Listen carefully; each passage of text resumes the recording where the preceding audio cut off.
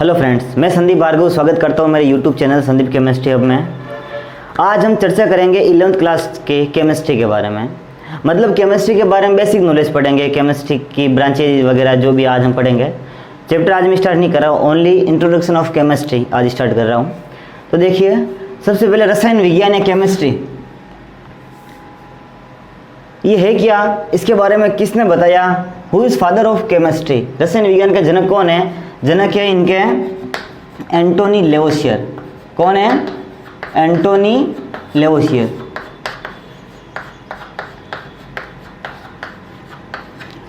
अब ये जो केमिस्ट्री ये है क्या, ध्यान लगा के देखना कि ये केमिस्ट्री, हम ये कह सकते हैं केमिस्ट्री किससे बना है मिलकर के? केमिकल। केमिकल का मतलब रसायन। तो इसकी डेफिनेशन क्या हो सकती है? इसकी डेफिनेशन क्या हो सकती है कि विज्ञान की वह शाखा जिसमें केमिकल से संबंधित, केमिकल से रिलेटेड या रसायनों से संबंधित इनके संगठन, इनकी संरचना, इनके स्ट्रक्चर्स आदि का अध्ययन करते हैं, इसे बोलते हैं रसायन विज्ञान।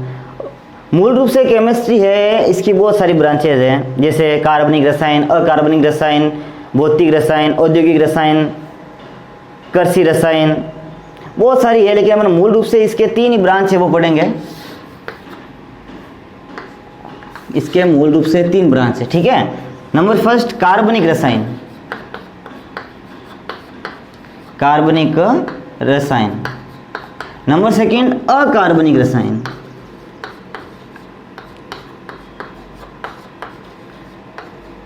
और नंबर थर्ड है भौतिक रसायन।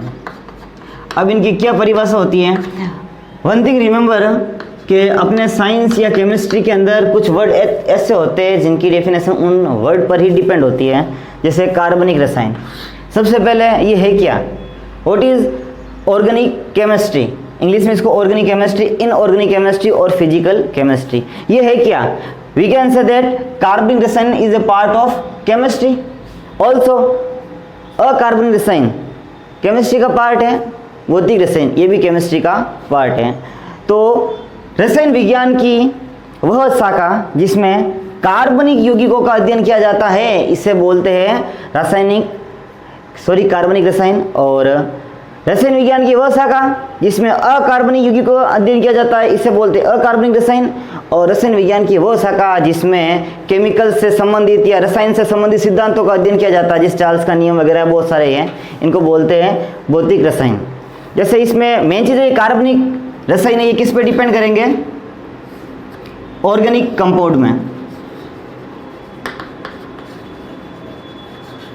ऑर्गेनिक कंपाउंड पे डिपेंड करेंगे। अब ये ऑर्गेनिक कंपाउंड क्या क्या हो सकते हैं? Carbon, hydrogen, nitrogen, oxygen, DNA, RNA, protein,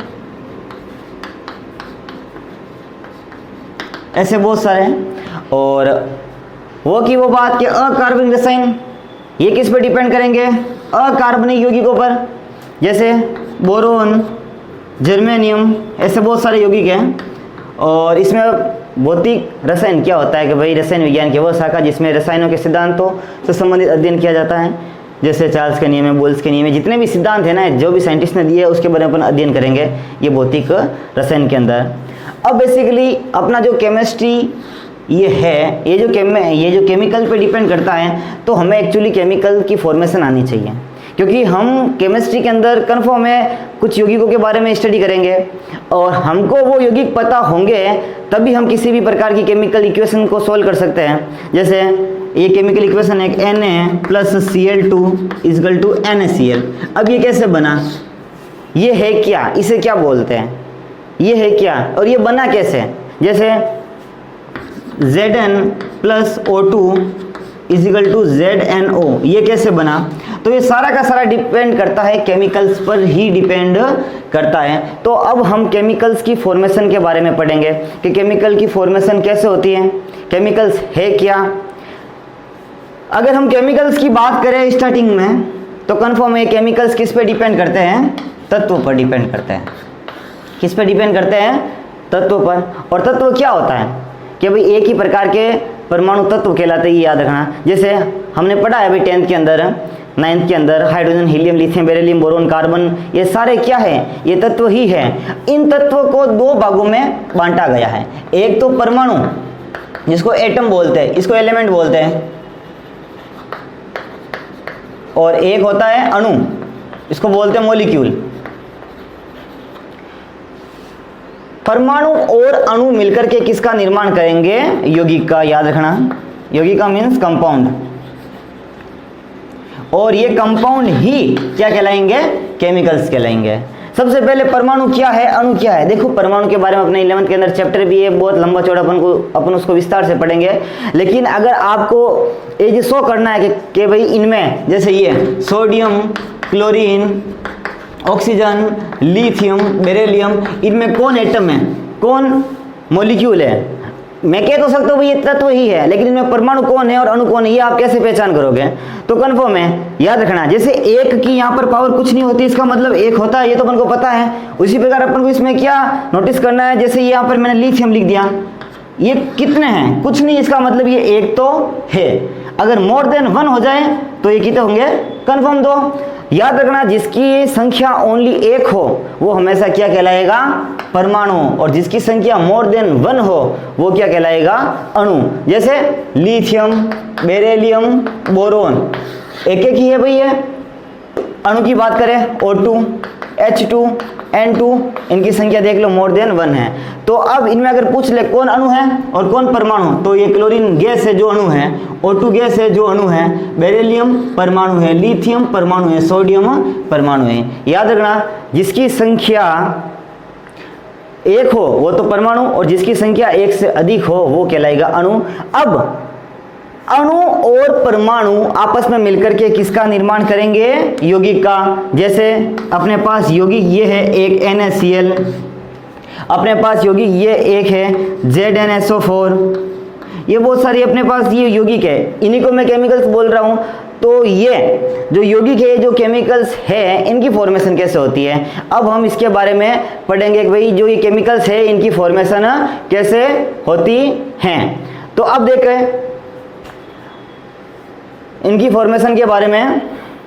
सबसे पहले अपन एक बात करते हैं, जैसे आपको इनके बारे में वैलेंसी वगैरह तो सही था, आपने 10th में पढ़ा ही होगा कि सोडियम की वैलेंसी होती है 1, लिथियम की होती है 1, बेरिलियम की होती है +2, क्लोरीन की होती है -1। ये आपने वैलेंसी तो पढ़ी होगी, और नहीं पढ़ी है तो मैं चलो इसके बारे में आपको सबसे पहले वैलेंसी निकालना सिखा देता हूँ, क्योंकि अपन को किसी भी तत्व की वैलेंसी पता होगी तभी हम किसी न किसी प्रकार का केमिकल फॉर्मूला बना सकते हैं। तो देखते हैं। तो वैलेंसी, अब हम पढ़ेंगे वैलेंसी यानी संयोजकता। जैसे सोडियम की होती है +1, लिथियम की होती है +1, ये कैसा ही, ये अभी मैं आपको सिखाऊंगा, देखना आप, बड़ा इजी है, कोई हार्ड नहीं है। सबसे पहले वैलेंसी सीखने से पहले एक चीज़ पढ़ते हैं अपन, और जैसे परमाणु क्रमांक, परमाणु क्रमांक जिसको बोलते हैं एटॉमिक नंबर, एटॉमिक नंबर, ये क्या होता है। जैसे अगर पूछ ले 8 नंबर पर कौन सा एलिमेंट है, तो अपन सीधा कह सकते हैं ऑक्सीजन। 10 नंबर पर कौन है, सीधा अपन कह सकते हैं नियोन। 11 पर सोडियम, 20 पर कैल्शियम, 30 पर जिंक। तो ऐसे ये जो इनका फिक्स नंबर है। अगर वैसे इसकी परिभाषा क्या होती है कि भाई किसी भी परमाणु में उपस्थित प्रोटॉनों की संख्या, उसको बोलते हैं परमाणु क्रमांक। जैसे ये परमाणु है, परमाणु के अंदर एक नाभिक होता है, नाभिक के अंदर 2 कण होते हैं, एक तो धनावेशित कण जिसको अपन प्रोटॉन बोलते हैं, E+ से शो करते हैं, और एक होता है अनावेशित कण जिस पर किसी भी प्रकार का चार्ज नहीं होता, न्यूट्रॉन, और इसके बाह्यतम कोश में चक्कर लगाता है वो होता है इलेक्ट्रॉन, ये होता है नेगेटिव चार्ज का। तो परमाणु क्रमांक क्या है, इसकी फिक्स परिभाषा तो ये होती है कि किसी भी परमाणु में उपस्थित प्रोटॉनों की संख्या क्या कहलाएगा, परमाणु क्रमांक। लेकिन अगर मैं आपको अलग डेफिनेशन बताऊं कि वह फिक्स संख्या, कि वह निश्चित संख्या जिस पर किसी तत्व को रखा गया है, वो उस तत्व का परमाणु क्रमांक कहलाता है। वह फिक्स संख्या जिस पर किसी तत्व को रखा गया है वो उस तत्व का परमाणु क्रमांक कहलाता है। जैसे 6 पर कार्बन, 7 पर नाइट्रोजन, ये फिक्स नंबर है, ठीक है ना, जिन पर किसी तत्व को रखा गया है। अब याद रखना जो परमाणु क्रमांक होता है ना, परमाणु क्रमांक को अपन किसकी संख्या बोलते हैं, इसके अकॉर्डिंग प्रोटॉनों की संख्या, प्रोटॉन्स नंबर, ठीक है।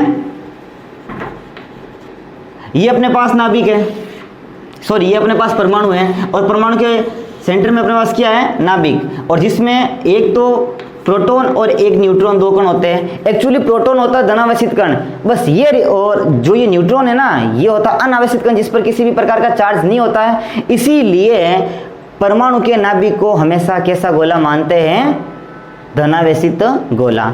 और इसके बाह्यतम कक्ष में चक्कर कौन लगाता है, इलेक्ट्रॉन, और ये कैसा होता है, ऋणावेशित, नेगेटिव चार्ज का। कन्फर्म है, फिक्स क्लास में ये इलेक्ट्रॉन ऐसे राउंड राउंड घूमेगा। अब परमाणु, ये है अपना परमाणु, बीच में नाभिक, ये प्लस का, चारों तरफ इलेक्ट्रॉन, ये माइनस का, तो प्लस माइनस एक दूसरे को क्या कर देंगे, निरस्त कर देंगे, और टोटल अपना परमाणु कैसा कहलाएगा, उदासीन गोला, याद रखना न्यूट्रल कहलाएगा। अब देखते हैं, मतलब जितने, भाई ये न्यूट्रल कब हुआ कि जितने प्रोटॉन हैं उतने ही अपने पास क्या है, इलेक्ट्रॉन, जितने प्रोटॉन है उतने अपने पास क्या है, इलेक्ट्रॉन है। भाई अगर परमाणु क्रमांक को मैं प्रोटॉन कह सकता हूं तो जितने प्रोटॉन होंगे उतने उतने उसके पास क्या होंगे, इलेक्ट्रॉन होंगे, ये बात तो कंफर्म है। अब हम देखते हैं, जैसे अब मैं आपको एक वैलेंसी निकालना सिखाता हूँ कि वैलेंसी कैसे निकालते हैं, बड़ा इजी स्टेप है, कोई इतना हार्ड नहीं है, ठीक है। देखते हैं, जैसे अपन निकालते हैं सोडियम की, सोडियम आता है 11 नंबर पर। अगर मैं पूछ लूं सोडियम के पास कितने इलेक्ट्रॉन हैं, तो भी पहले बात, सोडियम का परमाणु क्रमांक कितना है, 11 नंबर है, मतलब इसके पास प्रोटॉन कितने हैं, 11 है। जितने प्रोटॉन होंगे किसी परमाणु में उतने ही क्या होंगे, इलेक्ट्रॉन होंगे। तो अगर मैं पूछ लूं सोडियम के पास कितने इलेक्ट्रॉन है, तो आप क्या बताओगे, 11 सोडियम के पास इलेक्ट्रॉन है।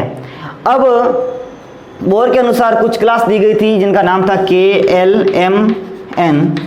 देखो इनके बारे में हम विस्तार से इसी 11th के अंदर ही पढ़ेंगे जब अपना परमाणु टॉपिक आएगा, एक एक पॉइंट बताऊंगा। लेकिन अभी आपको नॉर्मली मैं केमिकल्स की फॉर्मेशन बता रहा हूँ, भाई अणुसूत्र बनते कैसे हैं इसके बारे में, तो अपन थोड़ा सा, ठीक है, इतना डीपली नहीं पढ़ेंगे, अभी डीपली अपन पढ़ेंगे जब अपन चैप्टर स्टार्ट करेंगे। अभी पढ़ लेते हैं। कभी नील्स बोर ने बताया था कि भाई किसी परमाणु के नाभिक के चारों तरफ इलेक्ट्रॉन चक्कर लगाता है, तो वो निश्चित कुछ क्लासों में चक्कर लगाता है, जैसे KLMNO, ठीक है। और इनको जैसे संख्या नाम दे दिया 1 2 3 4 5, और इसने बताया कि पर क्लास में इलेक्ट्रॉन कितने होंगे, तो इसलिए इसने एक फॉर्मूला बताया 2n², और n का मतलब नंबर ऑफ क्लास, जैसे K क्लास के लिए n की वैल्यू 1, L क्लास के लिए n की वैल्यू 2, M क्लास के लिए n की वैल्यू 3।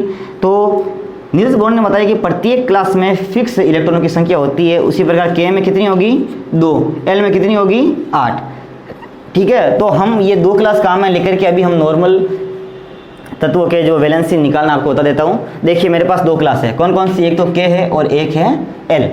K क्लास में कितने इलेक्ट्रॉन है भाई, मैक्सिमम 2, और इसमें कितने इलेक्ट्रॉन है, मैक्सिमम 8। एक बार थोड़ा सा यहाँ देखना कि 2 का आधा कितना होता है, 1, और 8 का आधा कितना होता है, 4। मैं इसका ये हाफ लिख रहा हूँ, ठीक है। अब देखते हैं भाई ये क्लास, ये कोस है, ठीक है ना। जैसे कैसे है कि सोडियम के पास कितने होते हैं इलेक्ट्रॉन, 11। सोडियम एक विद्युत धनी प्रवृत्ति का होता है जो इलेक्ट्रॉन को त्यागता है। अब इनके पास जितने इलेक्ट्रॉन है ये क्लासों में इलेक्ट्रॉन देते रहेंगे, क्योंकि ये कन्फर्म परमाणु है, नाभिक है, इसके पास 11 इलेक्ट्रॉन, इसके चारों तरफ जो इलेक्ट्रॉन घूम रहे हैं अलग अलग कक्षों में, तो ये उन कक्षों में इलेक्ट्रॉन को त्याग करेगा। जैसे नंबर फर्स्ट क्लास किसकी बारी आती है, K क्लास की। K क्लास में कितने इलेक्ट्रॉन है, 2। कितने इलेक्ट्रॉन है, 2। सोडियम के पास कितने इलेक्ट्रॉन है भाई, 11। K क्लास को अपना, भाई जैसे ये 2 है ना, ये 2 और 8 होता क्या कि K क्लास को अपना कोर्स पूरा करने के लिए कितने इलेक्ट्रॉन चाहिए, इसमें मतलब 2 बॉक्स खाली है, इसमें 2 इलेक्ट्रॉन चाहिए, और इसमें इसी प्रकार कितने इलेक्ट्रॉन चाहिए, 8 बॉक्स खाली, इसमें 8 इलेक्ट्रॉन चाहिए। तो अब देखना सोडियम के पास 11 इलेक्ट्रॉन है, तो ये जैसे जैसे भाई इसके चारों तरफ नाभिक घूमेगा, इसके नाभिक के चारों तरफ इलेक्ट्रॉन, तो ये इलेक्ट्रॉन को करेगा डोनेट। तो अब ये K क्लास में कितने इलेक्ट्रॉन डोनेट करेगा, K क्लास को कितने चाहिए, 2 ही चाहिए। तो ये अपने इसके पास 11 जिसमें से ये 2 इलेक्ट्रॉन को क्या कर देगा, डोनेट दे देगा। अब इसके पास पीछे कितने बचे सोडियम के पास, इसके पास बचे पीछे 9। K क्लास को इसने इलेक्ट्रॉन दे दिया। अब K के बाद किस क्लास की बारी आती है, L क्लास की। L क्लास में कितने इलेक्ट्रॉन चाहिए, 8 और इसके पास कितने हैं 9, अभी भी इलेक्ट्रॉन ज़्यादा है ना, तो ये क्या कर देगा 8 इलेक्ट्रॉन को दे देगा। अब इस सोडियम के पास पीछे कितना बचा 1। एक चीज़ याद रखना, कोष कंप्लीट होने के बाद पीछे जो इलेक्ट्रॉन बच जाते हैं ना उनको बोलते हैं आउटर मोशन शेल्स इलेक्ट्रॉन, बाह्यतम कोष के इलेक्ट्रॉन बोलते हैं। मतलब सोडियम के पास बाह्यतम कोष में इलेक्ट्रॉन कितना है 1 है, ठीक है। और याद रखना जिस तत्व के बाह्यतम कोष में 1 इलेक्ट्रॉन, 2 इलेक्ट्रॉन, 3 इलेक्ट्रॉन या 4 इलेक्ट्रॉन होते हैं तो वो इलेक्ट्रॉन का क्या करते हैं त्याग, और जब इलेक्ट्रॉन का त्याग करेंगे तो चिन्ह हमेशा कैसे आएगा प्लस का। तो इसी प्रकार सोडियम की वैलेंसी कितनी होगी +1, क्योंकि इसके बाह्यतम कोष में 1 इलेक्ट्रॉन है और ये त्याग कर देगा तो प्लस का चिन्ह आएगा, और इसने कितना त्यागा 1 त्यागा। जैसे मैं बात करता हूँ मैग्नीशियम की, मैग्नीशियम आता है अपने 12 नंबर पर, पहली क्लास में ये कितना इलेक्ट्रॉन देगा, पहली में देगा 2, फिर पीछे इसके पास कितने बचे 10, दूसरी क्लास में कितना देगा 8, फिर इसके पास पीछे कितने बचे 2, तो दोनों क्लास पूरी हो गई। बाह्यतम कोष में इलेक्ट्रॉन कितना बचा इसके पास 2 ही बचा ना। तो क्या बोला मैंने कि जिसके बाह्यतम कोष में 1 हो या फिर 2 हो या फिर 3 हो या फिर 4 हो तो ये इलेक्ट्रॉन का त्याग करते हैं, और त्याग करेंगे तो कैसा चिन्ह आएगा प्लस का, तो ये प्लस का चिन्ह। अब ये कितना इलेक्ट्रॉन त्याग करेगा, ये इलेक्ट्रॉन त्याग करेगा 2। इसी प्रकार मैग्नीशियम की वैलेंसी कितनी होती है 2। तो इससे अपन किसी तत्व की संयोजकता निकालेंगे। हाँ, जिसके बाह्यतम कोष में 5, 6 और 7 हो तो उनको हम 8 में से घटाकर माइनस का चिन्ह लगाएंगे। देखो कैसे, जैसे बात करते हैं अपन क्लोरीन की, क्लोरीन आता अपने पास 17 नंबर में, ठीक है। पहली क्लास में कितना देंगे 2, पीछे बचा 15, दूसरी क्लास में कितना देंगे 8, पीछे बचा 9। अब 9 दोनों क्लास हो गई कंप्लीट, लेकिन इसके फिर भी आउटर मोशन में सॉरी भैया मैंने गलत बता दिया, पीछे कितना बचा 7, पीछे कितने बचे इसके 7। अब मैंने बताया ये इसके आउटर मोशन में 7 इलेक्ट्रॉन है कि भाई अगर जिसके भी आउटर मोशन में 5, 6 या 7 इलेक्ट्रॉन हो बाह्यतम कोष में तो उनको 8 में से घटा दो। तो हम चलो इस 7 को 8 में से घटाएंगे तो पीछे कितना बचेगा 1 बचेगा, कंफर्म है। और मैंने कहा कि अगर ये हो आउटर मोशन में बाह्यतम कोष में तो इसको 8 में से घटाकर अपना माइनस चिन्ह लगाएंगे। तो ये रहा क्लोरीन, लगा दिया मैंने माइनस चिन्ह। 8 में से हमने 7 घटाया, कितना बचा पीछे 1। तो इस प्रकार क्लोरीन की वैलेंसी कितनी आ गई 1। जैसे अपन बात करते हैं सल्फर की, सल्फर आता अपने पास 16 नंबर पर, पहली क्लास में 2 दिए, पीछे बचे 14, दूसरी क्लास में 8 दिए, पीछे बचा 6। जिसके बाद तुमको उसमें 5, 6 या 7 हो तो उसको 8 में से घटा के माइनस चिन्ह लगाएंगे। तो पहले तो मैं माइनस चिन्ह लगा दूं। अब इसको किस में से घटाऊं, ये बाह्यतम कोष के 6 को किस में घटूं 8 में से घटूंगा तो पीछे कितना बचेगा 2 बचेगा, तो ये 2। इस प्रकार सल्फर की वैलेंसी क्या हो गई -2। ठीक है, तो इस प्रकार हम किसी तत्व की वैलेंसी निकालेंगे। तो आप ट्राई करना, जैसे हमने अभी वैलेंसी निकालना सीख लिया है। अब हम बात करते हैं मूलक की, ठीक है ना, रेडिकल बोलते हैं इसको। मूलक 2 प्रकार के होते हैं, एक तो होता है सरल मूलक और एक होता है संयुक्त मूलक। देखिए जो मैंने अभी आपको वैलेंस सिखाने का तरीका बताया था, आप घर पे ट्राई करना।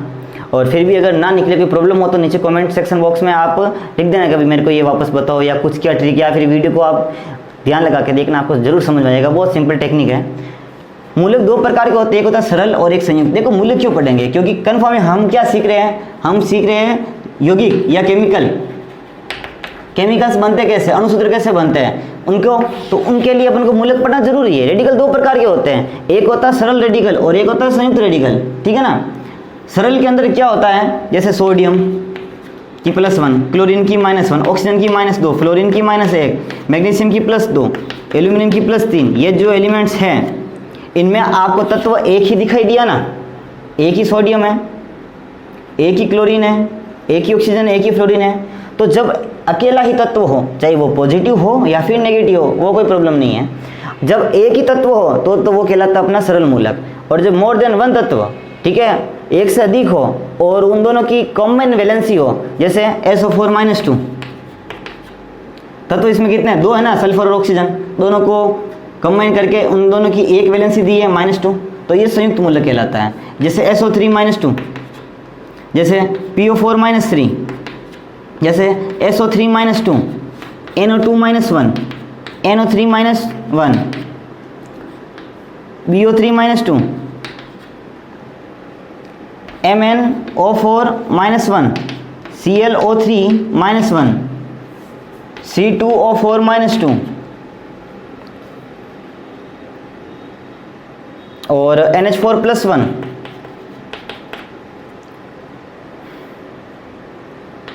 MnO2-2, Cr2O7-2, CrO4-2, CH3COO-1।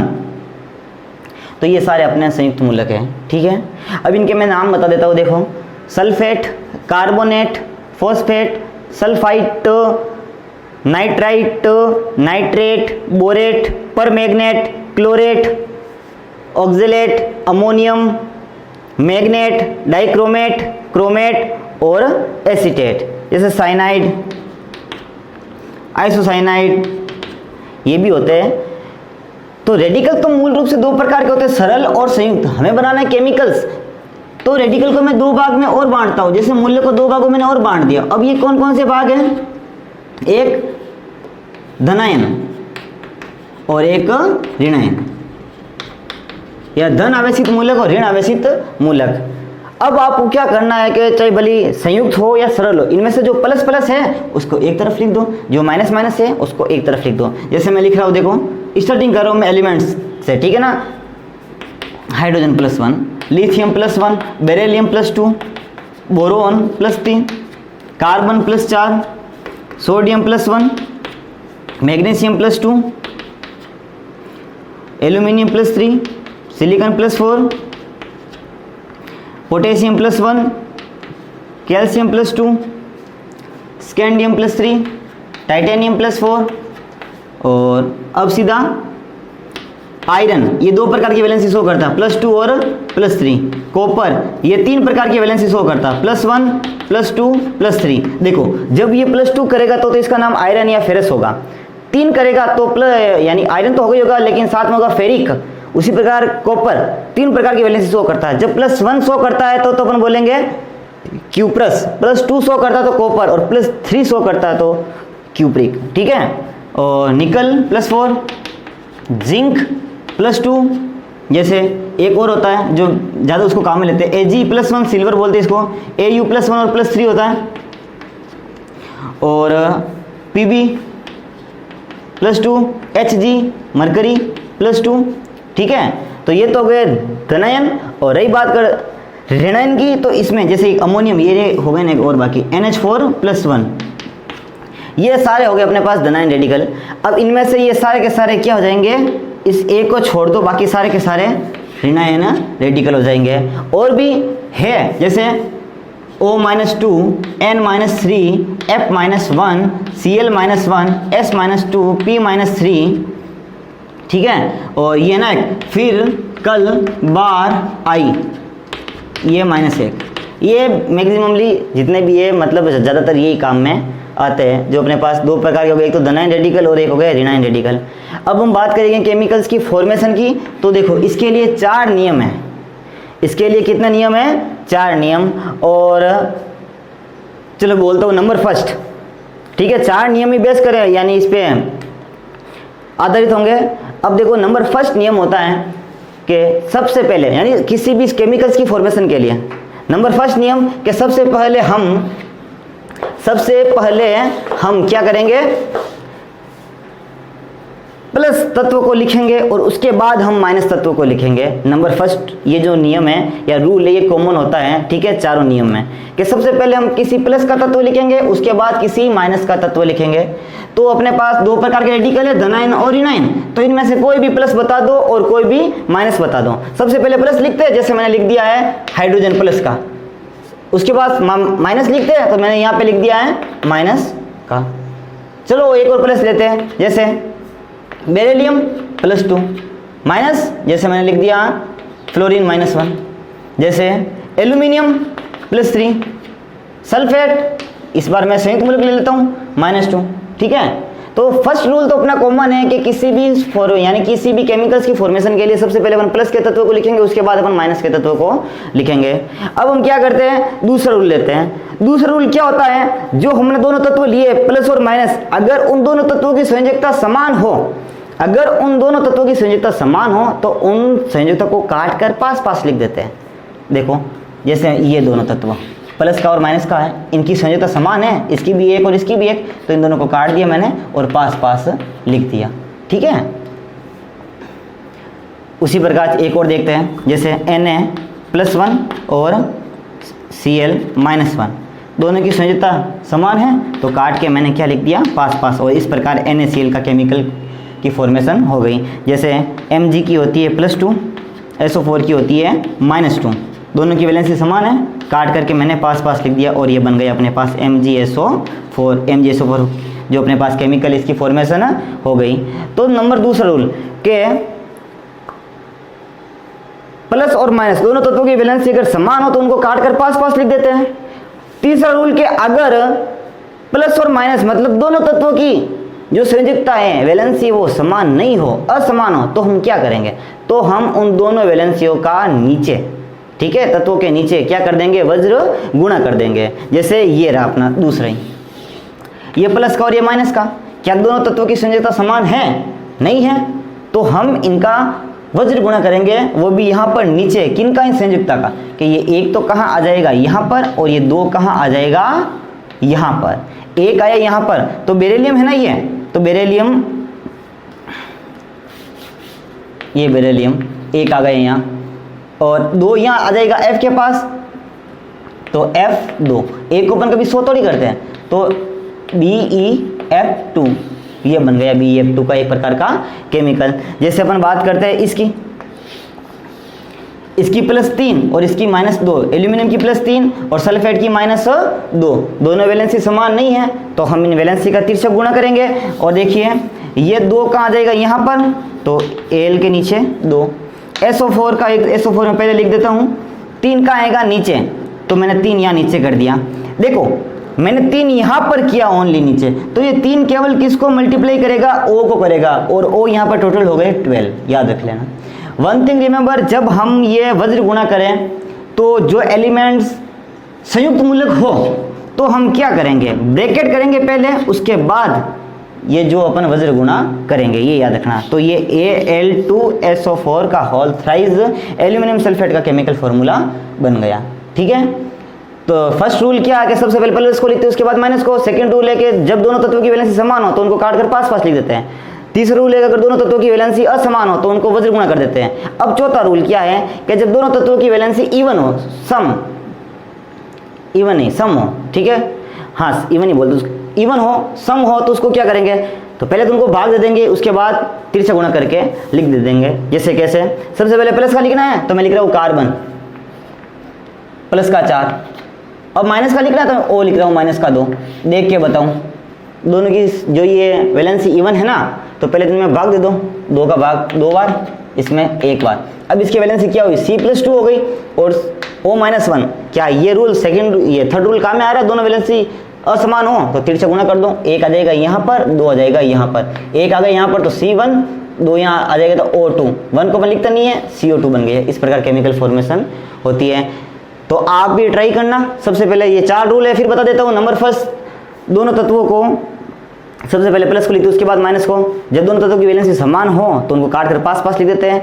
जब दोनों तत्वों की वैलेंसी असमान हो तो तिरछा गुणा करके लिख देते हैं। जब दोनों तत्वों की वैलेंसी सम हो तो पहले भाग देते हैं, उसके बाद तिरछा गुणा करते हैं। जैसे एक और देते हैं, सिलिकॉन की +4 O की -2, दोनों की वैलेंसी क्या सम है तो पहले भाग दो 2 का, तो +2 -1, इसमें 2 का भाग 2 बार गया, इसमें 1 बार गया। अब ये +2 और -1 असमान, तिरछा गुणा वाला रूल, S1O2, 1 को अपन लिखता नहीं है तो SiO2 सिलिका, ये बन गया अपना रेत का फॉर्मूला। तो ये केमिकल्स की फॉर्मेशन देखो मैंने आपको बता दी है। प्लीज़ आप घर पे ट्राई करना। इस एक की रिएक्शन सारे माइनस से करवाने, जितने भी माइनस है, देखना कितने फॉर्मूले बनते हैं। इस लिथियम की रिएक्शन सारे माइनस से करना, देखना कितने फॉर्मूले बनते हैं। तो इस प्रकार आप ट्राई करना केमिकल्स फॉर्मूले की फॉर्मेशन कैसे होती है, ये कैसे बनेंगे, आप खुद ट्राई करना। अब रही बात इनके नाम की, तो चलिए इनका नाम सीखते हैं कि इनका नाम कैसे बनाते हैं।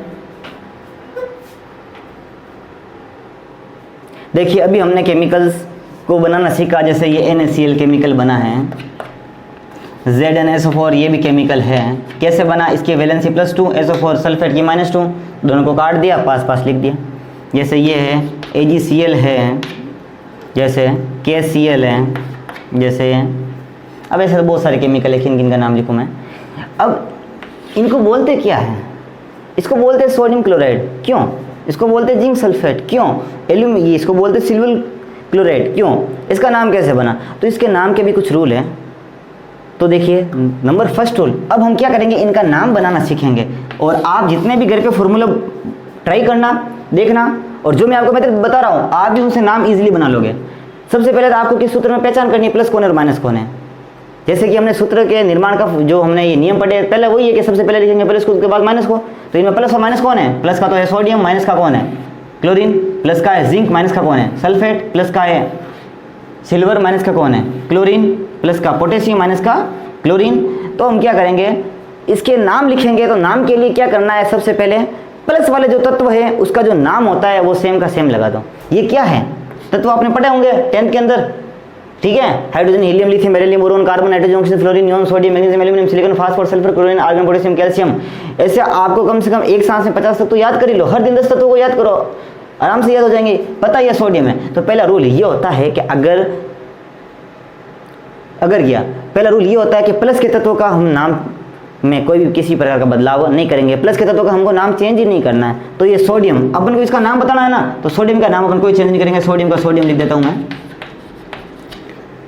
रही बात माइनस की, तो नियम नंबर 2 कि माइनस का नाम हम चेंज करेंगे। लेकिन हम माइनस का नाम चेंज कैसे करेंगे कि अगर माइनस सरल मूलक है या अगर माइनस संयुक्त मूलक है।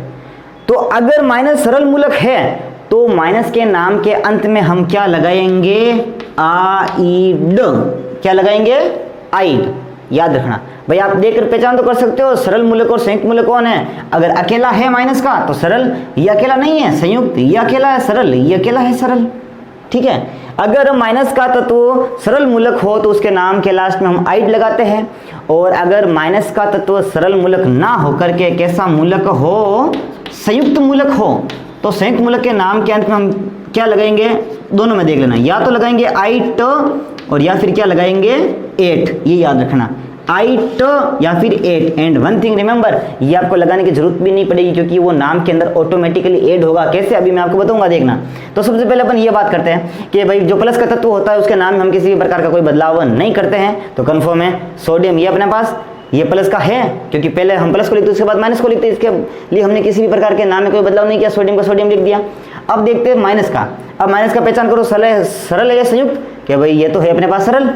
सरल का तरीका क्या होता है कि नाम के अंत में, ये अंत में, इन लास्ट, ठीक है, अंत में याद रखना आइड लगा देते हैं। तो पहले बताओ सीएल का नाम क्या होता है? सीएल का नाम होता है क्लोरीन। अब इसके अंत में लगाना है आइड, क्या? क्योंकि ये सरल मूलक है तो बन जाएगा क्लोराइड। क्या बनेगा? क्लोराइड।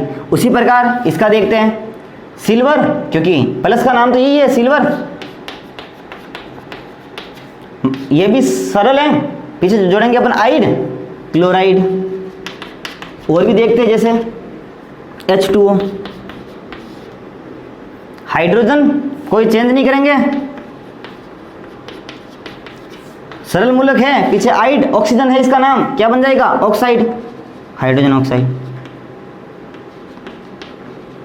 और भी देखते हैं CO2, कार्बन 2 का डाई ऑक्साइड। याद रखना, जो इसकी यानी किसी भी तत्व में या किसी भी केमिकल फॉर्मूले में संख्या दे रखी हो, अगर संख्या 1 दे रखी हो तो उसका नाम होता है मोनो। 2 का डाई, 3 का ट्राई, 4 का टेट्रा, 5 का पेंटा, ठीक है? तो ऐसे इनका अभी संख्या का नाम लिखते हैं। और इनका कैसे लिखते हैं, चलो ये जो संख्या वाला नाम अभी मैं लास्ट में बता दूंगा, ठीक है ना? पहले ये सीख लेते हैं। तो क्या हो गया? Sodium chloride. अब अपन इसका नाम लिखते हैं, वो का वो, कि भाई पहला रूल तो कॉमन है कि प्लस के नाम में किसी भी प्रकार का बदलाव नहीं करेंगे, वो का वो हम लगा देंगे। तो इसका नाम क्या है? Zn का जिंक, तो मैंने जिंक लगा दिया। अब बचा पीछे SO4 है, इसमें माइनस। पहले धनन का नाम लिखो, उसके बाद ऋणन का नाम लिखते हैं। धनन का नाम लिख दिया मैंने, कोई परिवर्तन नहीं किया, लेकिन माइनस के नाम में परिवर्तन करेंगे, लेकिन देख करके करेंगे कि ये सरल है या संयुक्त है। सरल है तो माइनस के नाम के अंत में आइड लगाएंगे, और संयुक्त है तो या लगाएंगे आइड या लगाएंगे एट। और जैसा कि मैंने बोला ये लगाने की जरूरत नहीं, ऑटोमेटिक एड होगा। तो बताओ इस SO4 का नाम क्या होता है? अभी मैंने थोड़ी देर पहले बताया था, SO4-2, इसका नाम होता है सल्फेट।